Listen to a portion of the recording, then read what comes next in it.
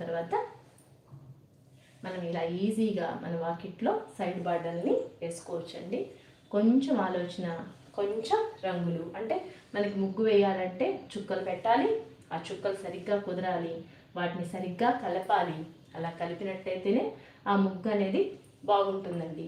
మనం చుక్కలు పెట్టాలి అన్నా, వాకిల్లో వేయాలి అన్నా ఇప్పుడు మనకంతా టైం లేదు, మనమంతా పరిగెడుతున్నామండి. మన జీవన విధానమే పరుగులు తీస్తున్నాం. మన జీవనం ఎలా ఉందంటే పరుగుల మీదే ఉంది. అంటే ఒక పని మీద ఒక అరగంట పెట్టాము అంటే ఇంకొక పనికి వెళ్ళలేదు, ఇంకో పని డ్రాప్ అయిపోతుంది. అంటే మనకి మనంగానే అందరం వర్కింగ్ ఉమెన్స్మే, ఎవ్వరూ ఇంట్లో ఉండడం లేదు. ఇంట్లో ఉన్న వాళ్ళకి కూడా కావాల్సినంత వర్క్ అయితే ఉంటుందండి.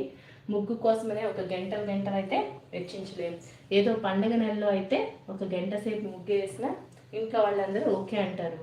అలా కాకుండా మన నార్మల్ డేస్లో మనకి ముగ్గు వేయాలని ఇంట్రెస్ట్ ఉన్నా అంతంత టైము స్పెండ్ చేసినట్టయితే వాళ్ళు కొంతమంది ఒప్పుకుంటారు, కొంతమంది అయితే ఒప్పుకోనండి.